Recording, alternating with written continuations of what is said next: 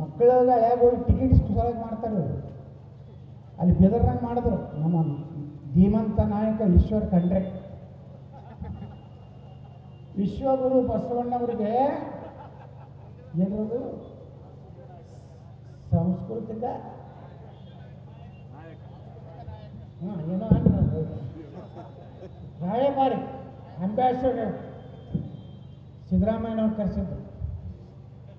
ಕರೆಸಿ ಅವರಿಗೆ ಸನ್ಮಾನ ಮಾಡೋದು. ಹೆಂಗೆ ಸನ್ಮಾನ ಮಾಡೋದು? ನಮ್ಮ ಲಿಂಗಾಯತರೊಳಗೆ ಕುಂಡ್ರಿಸ್ತಾರೆ.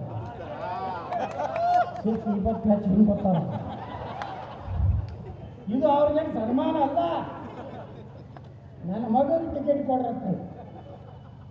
ಹಿಂದೆ ಬಸವಣ್ಣನ ಉಪಯೋಗ ಮಾಡ್ಕೋರು ಇವರು.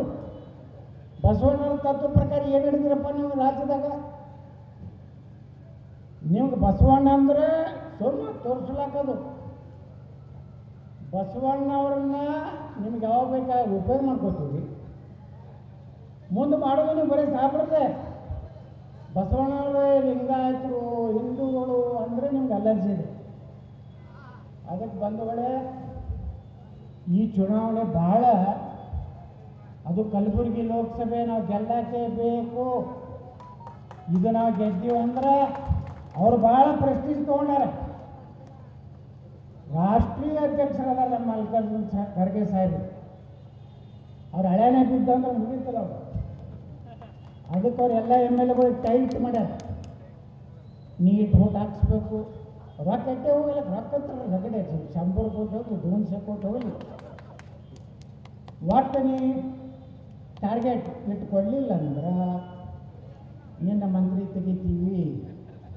ಪಾಪ ಸಣ್ಣ ಪ್ರಕಾಶ್ ಹಗಲ ರಾತ್ರಿ ಓಡಾಡಕತ್ತ ಚೇಡಮ್ಮ. ನಮ್ಮ MI ಪಾಟೀಲ್ ಮತ್ತು ಅವ್ರ ಮಗ ಟಿಕೆಟ್ ಬೇಕಾಗಿಲ್ಲ, ಅವ್ರು ಹಿಂಗೆ ಓಡಾಡಕತ್ತ.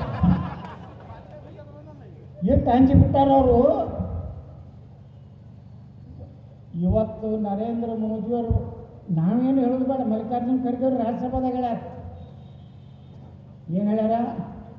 ಇಸ್ ಬಾರ್ ಖರ್ಗೆ ಹೇಳೋದು ಮ್ಯಾಗ ನೀವು ಯಾಕೆ ಅವ್ರಿಗೆ ಓಟ್ ಹಾಕ್ಲಕ್ಕೆ ಹೋಗಿ ಹೇಳ್ಯಾರಿಲ್ಲ ಅವ್ರು ರಾಜ್ಯಸಭಾದಾಗ. ತಪ್ಪಿ ಗೊತ್ತ. ಪಾಪ ಎಲ್ಲೋ ಒಂದು ಕಡೆ ಭಾಷಣದಾಗ ಕೇಳಿದೆ, ಹಮಾರಾ ರಾಹುಲ್ गांधी ने देश के लिए कुर्बानी किया है. नहीं थोड़ा पाप राहुल गांधी मात्र कहता है मैं जीवंत हूँ, मैं जीवित हूँ, हमारा पिताजी राजीव गांधी चले गए तो ಪಾಪ ಹತಾಶೆಗರ. ಇವತ್ತು ನಾ ಕಲಬುರಗಿ ಲೋಕಸಭಾ ಜನರಿಗೆ ನಾನು ವಿನಂತಿ ಮಾಡ್ಕೋತೀನಿ. ನಂದು ಬಿಜಾಪುರ ಭಾಳ ಟಫ್ ಕಾನ್ಸ್ಟಿಟ್ಯೂನ್ಸಿ. ನಮ್ಮಲ್ಲಿ ವೋಟಿಂಗ್ ಹೆಂಗೆ ಆಗ್ತದಪ್ಪ ಅಂದ್ರೆ ಮೊದಲು ಎಲ್ಲರೂ 15-20% ಆಗ್ತಿದ್ದು. ನಮ್ಮ ಮಂದಿ ಒಟ್ಟಿಗೆ ಬರ್ತಿದ್ದಿಲ್ಲ. ಅದ್ರಾಗ ಎಕ್ಸ್ಟೆನ್ಷನ್ ಇರೋದವ್ರು ಒಟ್ಟಿಗೆ ಬರ್ತಿದ್ದಿಲ್ಲ. ಬಜಾರ್ನವ್ರು ಅವ್ರ ಅಂಗಡಿ ಬಂದೇ ಮಾಡ್ತಿರ್ಲಿಲ್ಲ. 2018ಕ್ಕೆ ನಾ ಮಾರ್ಕೆಟ್ನಾಗ ಅಡ್ಡಾಡಿ ಎಲ್ಲರೂ ಮೀಟಿಂಗ್ ತೊಗೊಂಡೆ. ಎಲ್ಲ ಅಸೋಸಿಯೇಷನ್ದವರು, ಮರ್ಚೆಂಟ್ ಅಸೋಸಿಯೇಷನು, ಕಿರಾಣಾ association, stationery association, medical shop association ಎಲ್ಲರದು ಮೀಟಿಂಗ್ ತೊಗೊಂಡು ನಾ ಹೇಳಿದೆ, ನೀವು ಅವ್ರು ಹೆಂಗೆ ಮುಸ್ಲಿಮರು ತಮ್ಮೆಲ್ಲ ಅಂಗಡಿ ಬಂದಿಟ್ಟು ಓಟ್ ಮಾಡ್ತಾರಲ್ಲ, ನೀವು ನನ್ನ ಸಲುವಾಗಿ ಬಿಜಾಪುರದ ಭವಿಷ್ಯದ ಸಲುವಾಗಿ ನೀವು ಎಲ್ಲ ಅಂಗಡಿ ಬಂದಿಟ್ಟು ಮುಂಜಾನೆ 6:30 ಯಾರೂ ವಾಕಿಂಗ್ ಹೋಗೋದಿಲ್ಲ, ನೇರವಾಗಿ ಪೋಲಿಂಗ್ ಬೂತಿಗೆ ನಿಮ್ಮ ಮನೆಯ ಎಲ್ಲ ಫ್ಯಾಮಿಲಿ ಮೆಂಬರು ಕರ್ಕೊಂಡು ನೀವು ಓಟ್ ಹಾಕಿ ಬಂದ್ರೆ ಬಿಜಾಪುರ ನಾವು ಜೀವನ ಮಾಡಲಿಕ್ಕೆ ಆಗ್ತದೆ. ಇಲ್ಲಂದ್ರೆ ಅವ್ರು ಎಷ್ಟು ಗುಂಡಾಗಿರುತ್ತೆ ಅವ್ರದ್ದು ಬಿಜಾಪುರನಾಗ. ನಮ್ಮ ಹೆಣ್ಮಕ್ಳು ಕಾಯಿಪಲ್ಯ ತೊಗೊಳಕ್ಕೆ ಹೋದ್ರೆ ಸ್ವಲ್ಪ ಏನಾರು ಕಡಿಮೆ ಬೇಡದ್ರಂದ್ರೆ ತೂಕ ಖಾತೆ ಚಿನಾಲ್ಕೆ ಜಾತಿ ನಮಗೆ ಬಿಸ್ಕೊಂಡು ಬರ್ತಿದ್ರು. ನಮ್ಮ ಹೆಣ್ಮಕ್ಳು ಅಸಹ್ಯ ಮಾಡ್ತಿದ್ರು. ಆಟೋದವರು ಅವ್ರು MLA ಇದ್ದಾಗ ನಮ್ಮಲ್ಲಿ ಬಿಜಾಪುರನಾಗ ಪೊಲೀಸರಿಗೆ ಅನಿಸಿದ್ರು, ಪೊಲೀಸರು ಹೊಡಿಲಾಕ ಹೋಗ್ತಿದ್ರು. ಇಷ್ಟೆಲ್ಲ ನಾವು ವ್ಯಾಪಾರಸ್ಥರಿಗೆ ನಮ್ಮ ಎಕ್ಸ್ಚೇಂಜ್ ಎಲ್ಲರಿಗೂ ಕರೆದು ಇದು ಹೇಳಿದೆ. ವೋಟಿಂಗ್ ದಿವಸ ಎಲ್ಲ ಮಾರ್ಕೆಟ್ ಬಂದ್, ಟೋಟಲ್ ಬಿಜಾಪುರನಾಗ ಹಿಂದೂ ಮಾರ್ಕೆಟ್ ಬಂದ್. ಮುಂಜಾನೆ 6:30 ಎಲ್ಲರೂ ಬಂದು ಕಾಳಾಚಿ 7ಕ್ಕೆ ಅಲ್ಲ 6:45ಕ್ಕೆ ಪೋಲಿಂಗ್ ಬೂತ್ ಬಂದಿದ್ದು ಜನ ಇದ್ದರು.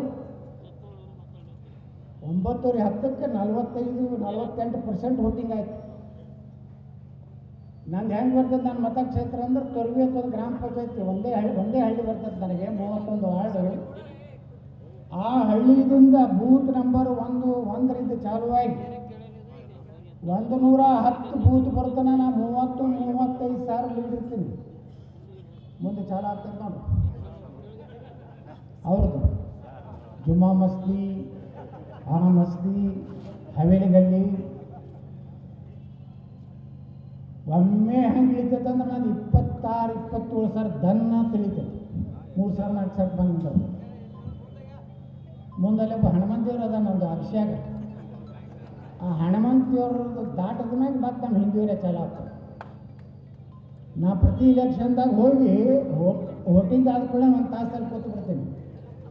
ಇಲ್ಲಿ ತನ ಏನು ಬಂದೈತಿ ಕಟ್ ಮುಂದೆ ನಂದು ಲೀಡ್ ಆಗ್ಬೇಕು ಇಷ್ಟೇ ಬರ್ಕೊಂಡು ಬರ್ತೀನಿ. ಅವರು ಆ ಹನುಮಂತೇವ್ರು ಬರೋಕ್ಕಿಂತ ಬಂದು ಹಮ್ಮ ಜೀತ್ಕಾಯರೇ ಹಸಿರು ಗುಲಾಲ್ ಚಾರೋ ಹೊಡೆದು ಕೂಗು ಹೊಡೆದು ಎಲ್ಲ